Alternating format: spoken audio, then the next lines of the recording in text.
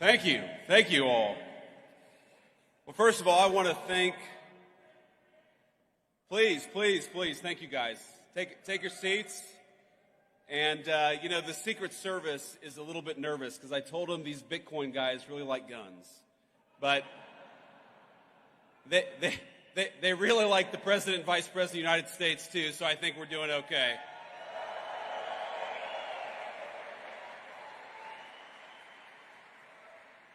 So I first have to thank David Bailey, grateful for everything that you've done for the Bitcoin community. Thanks in particular for what you did for me and the President, helping us get from candidacy to the White House, because we've done, I think, a lot of good in the past 120 days, and I don't think we could have done it without David's support. I want to also thank the Winklevoss brothers, Tyler and Cameron. These guys are out here somewhere. Who, I got to say, Tyler and Cameron, I think really helped break the dam in Silicon Valley. Because if you remember, you go back to June or July of last year, it feels like forever ago. It's not even a year ago, where Silicon Valley, people would whisper in private that they were going to support Donald Trump for president. They would talk about the fact the Democrats had gone too crazy. We had to get Gary Gensler the hell out of there, but they weren't quite willing to say... at least not publicly, that they were going to take the big step and support Donald J. Trump. And Cameron and Tyler Winklevoss, I think they were some of the first big names in Silicon Valley to take that step, and a whole host of people followed them. So Cameron and Tyler, thank you for that.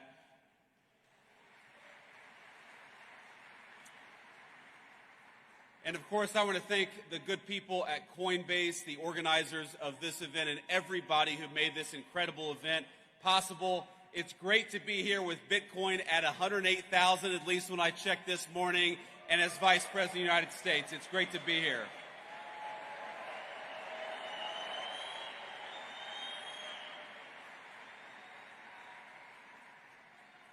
Now, you guys know I get to meet a lot of exciting people in my job, but it's been quite a while since I've been to a conference with this level of energy.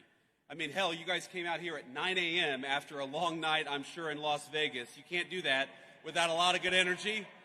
But I promise I'm not just saying that to juice my own meme coins. But I think it's wrong, actually, to call this just a conference. This isn't a conference of people. This is a movement, and I'm proud to stand with you here today.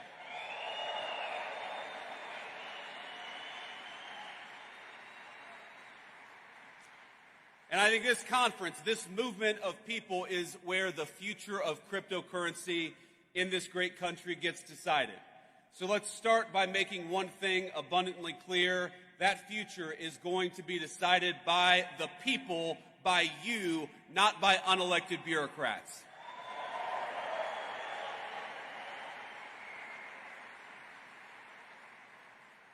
Now, as you all probably know, you've got a star-studded lineup here today, including several of my colleagues in the Trump administration. David, Bo, Hester, I know you're all out there. It's great to be among so many friends and allies.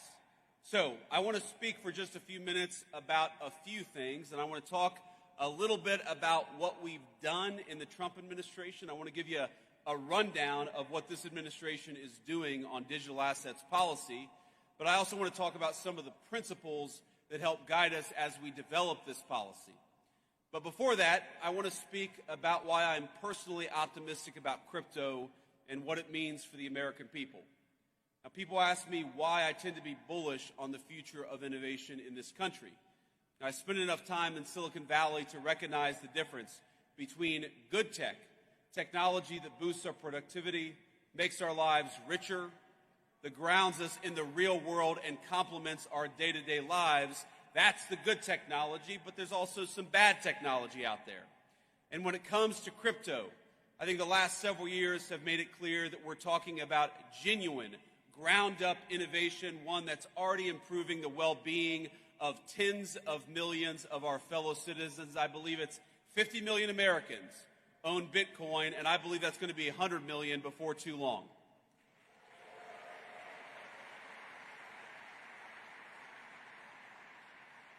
But it's not just about Bitcoin and about the value that's been generated, the wealth that's been generated by so many millions of our fellow citizens. Through decentralized finance, crypto has transformed how Americans transact with one another. It's expanded access to banking for many who may not otherwise have had it.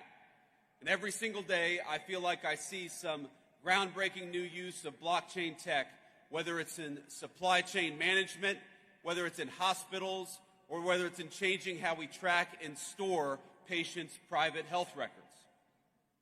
But for each of these new forward-looking applications, I also feel like there's an incredibly value conservative element to crypto technology, and that's as a hedge.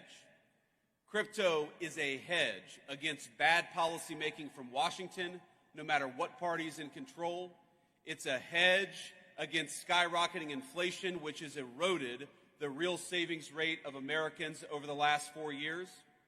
And as you all know well, it's a hedge against the private sector that's increasingly willing to discriminate against consumers on the basis of their basic beliefs, including their politics.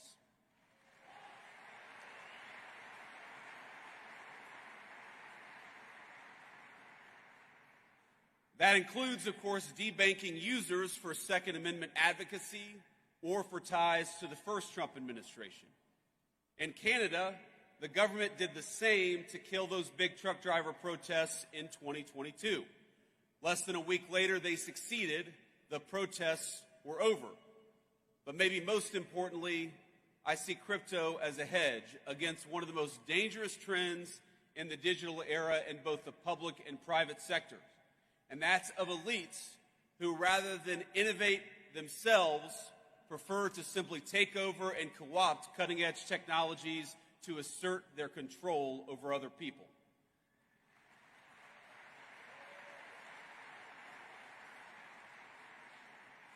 And I know we believe this in this room. That's not Bitcoin. It'll never be Bitcoin, and you guys are going to make sure that happens.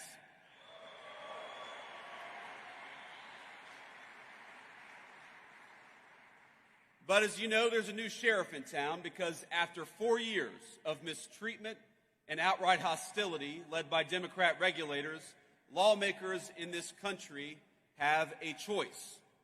Will we lead our nation into a future of financial sovereignty, of innovation, and of prosperity, or will we let unelected bureaucrats and foreign competitors write the rules for us? And I'm here today to say loud and clear, with President Trump, crypto finally has a champion and an ally in the White House.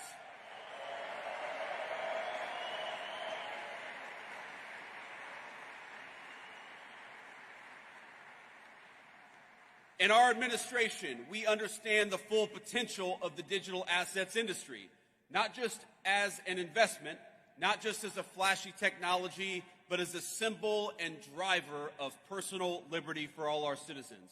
And we are dedicated to seeing that promise fulfilled. The way that we see it, the people in this room are the digital pioneers of the American economy. And that's why our administration is doing something a little unusual in Washington. We're listening to all of you as you blaze the trail of innovation. The innovators in this room are making people's lives better. You're pushing boundaries and solving problems, injecting unprecedented transparency into how we do commerce. And the way we see it, you all deserve a similar level of transparency and clarity. And most of all, you deserve respect and support from your government, not bureaucrats trying to tear you down.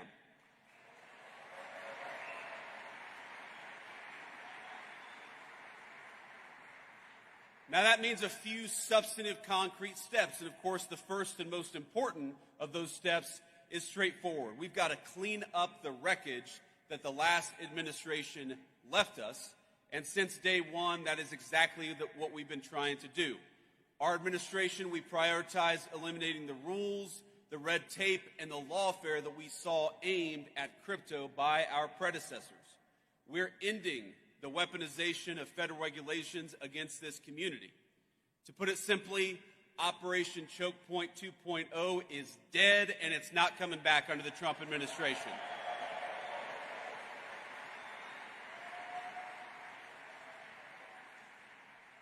by the way, it's crazy that was ever even controversial, the idea of using the regulatory power of the government to crush an industry and to crush people who espoused a view that you didn't like. It's crazy, but let my words today serve as Operation Choke Point.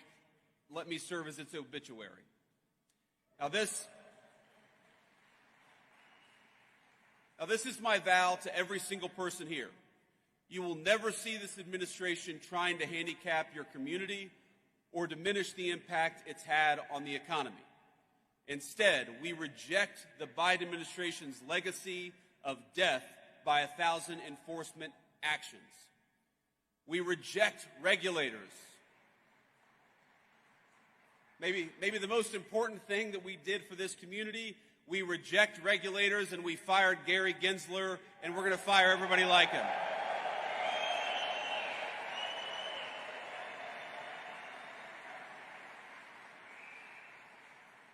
And we know that people like Gary Gensler, the game that they played is that under the pretense of consumer protection, they attacked every single effort to democratize our financial markets, and that is over.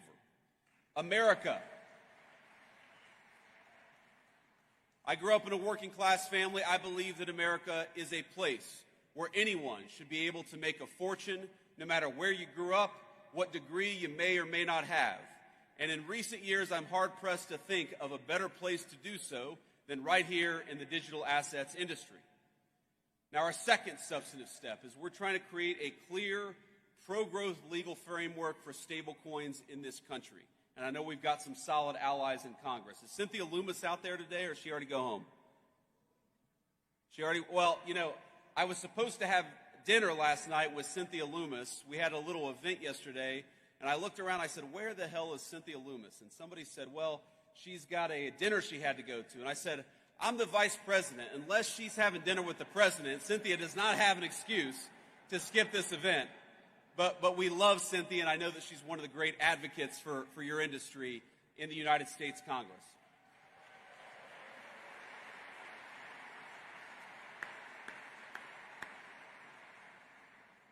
Now, I know, led by Cynthia and other great legislators, Congress is hard at work getting the Genius Act passed and across the president's desk as quickly as possible. And that's an important step. It's with good reason, because regulatory uncertainty in this country has pushed way too much stablecoin activity overseas over the last few years. Now, somebody said to me yesterday that Bitcoin has done so much over the last few years with so many headwinds. Wouldn't it be nice to have a government that provided some tailwinds to one of the fastest growing industries in our country? And that's what we aim to do.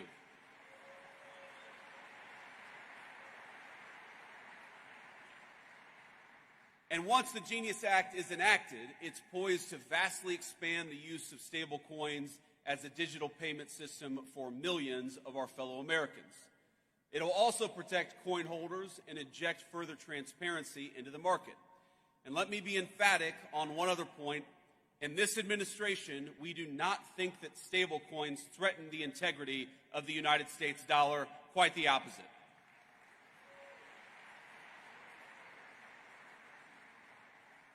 In fact, we view them as a force multiplier of our economic might.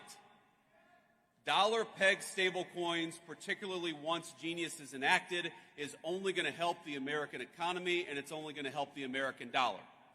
So, again, we're optimistic that the Senate is able to move quickly on passing a clean Genius Act, and for the House to follow up and do the same. And, of course, once that happens, our great President Trump will sign it into law the minute it comes across his desk.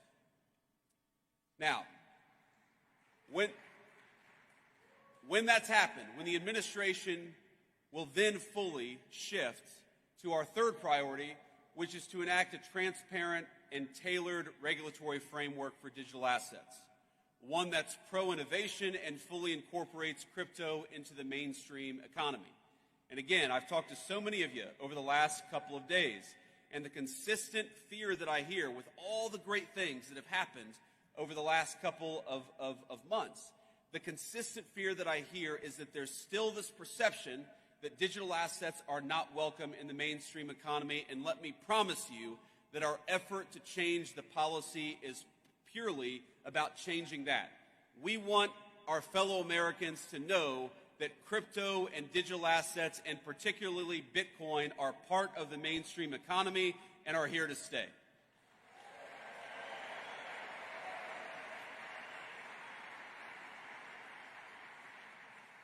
Now, we think the way to do that legislatively, because, again, I hope that our party is in charge for a long time, but nothing is ever guaranteed in politics. So the best way to ensure that crypto is part of the mainstream economy is through a market structure bill that champions and doesn't restrict the extraordinary value that Bitcoin and other digital assets represent. Right now, in this Congress and with this administration, we have a once-in-a-generation opportunity to unleash innovation and use it to improve the lives of countless American citizens. But if we fail to create regulatory clarity now, we risk chasing this $3 trillion industry offshore in search of a friendlier jurisdiction, and President Trump is going to fight to make sure that does not happen.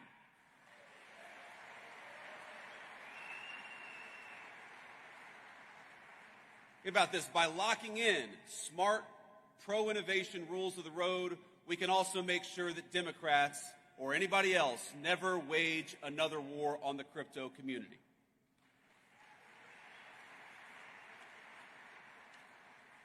Now, I've already hit my time here, but before I head back to Washington, let me offer you just a few bits of advice and a few thoughts on where this industry is going. This is one politician's perspective, so take it for what it's worth. Maybe a little bit less than one Bitcoin right now. But let me say a few things. First of all, I remember when I ran for Senate, the first time I'd ever entered politics back in 2022. And one of the frustrations, honestly, that I had with the crypto community as a person who was one of the only people running for office who actually owned Bitcoin, and I still own a fair amount of Bitcoin today.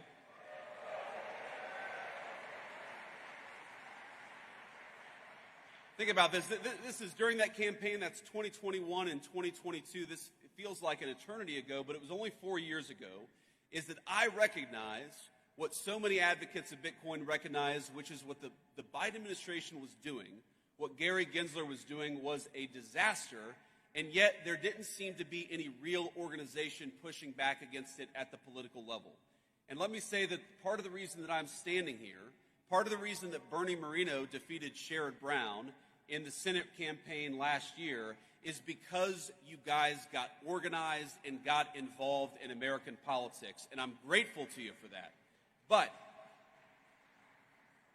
But there's a lesson to take from that experience, which is that unless you guys get involved in politics, politics is going to ignore this industry. Now, you took a big step in 2024, and I tell you, every victory that we win, it's only a provisional victory. You know, one of my great mentors in Silicon Valley always told me that, Bitcoin, that the crypto community was about exit and artificial intelligence was about voice. Well, I know that a lot of people in 2024 in this community chose voice. You chose to speak up and you chose to get involved, and I believe you changed the direct trajectory of our country because of it. But you got to keep on choosing voice. Bitcoin, of course, people call it digital gold. But while Bitcoin is digital, none of you are. None of us are.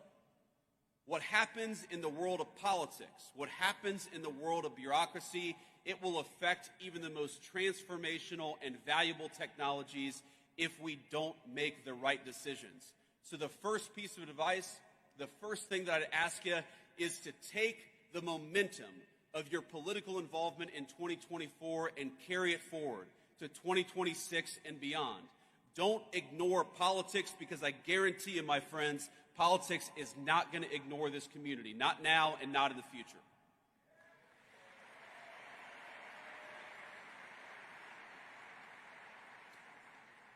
The second thing that I want to toss out there is that we have to start thinking of the long-term strategic implications of Bitcoin. Bitcoin is owned by about 50 million Americans. A lot of Americans have made a lot of money, have created a lot of wealth for themselves, and that's a great thing. But I actually think that where Bitcoin is going is as a strategically important asset for the United States over the next decade. It's one of the reasons why President Trump, with the help of our great AI guy, David Sachs, it's one of the reasons why we started the Bitcoin Reserve, because we want to start to put in motion the strategic importance of Bitcoin for the United States government. We know that the PRC doesn't like Bitcoin. The People's Republic of China doesn't like Bitcoin. Well, we should be asking ourselves, why is that? Why is our biggest adversary such an opponent of Bitcoin? And if the Communist Republic of China is leaning away from Bitcoin, then maybe the United States ought to be leaning into Bitcoin, and that's one of the things that we're going to be doing.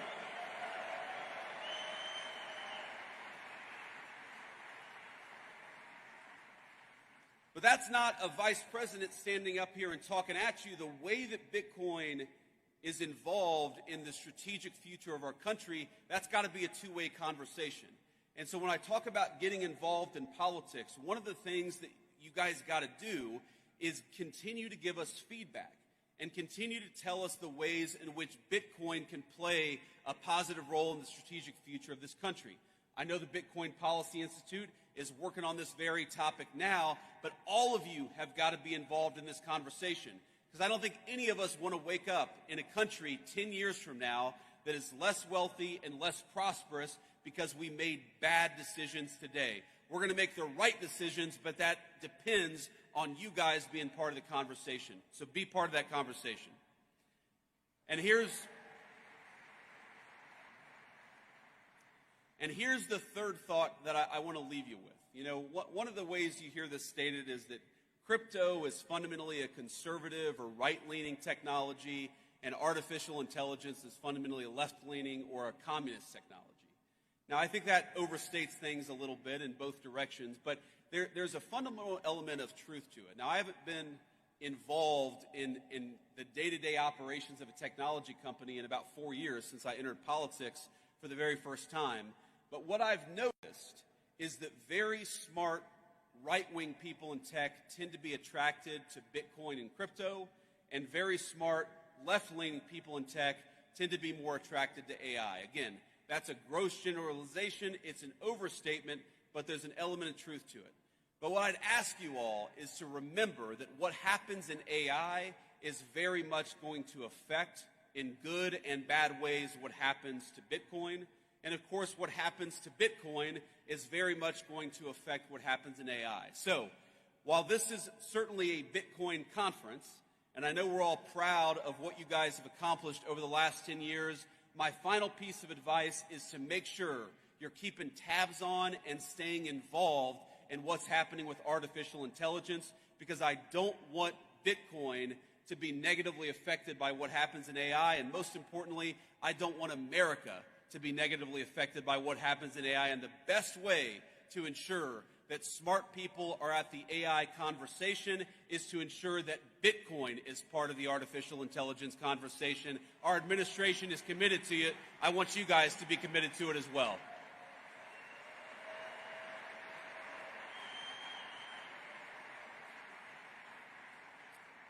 I just want to say in the next few years in the Trump administration, we've accomplished a lot, but we have plans to continue to make big progress for this industry and for the American people who rely on it. The whole of government, we're going to need your help, we're going to need your guidance, we're going to need your encouragement, and at times, yes, because this is politics, our politicians are going to need your pressure. So, have fun this week, but keep the pressure up. And we'll do great things together for our industry, but most importantly, for the cause of personal freedom and the United States of America. God bless you guys, and thanks for having me.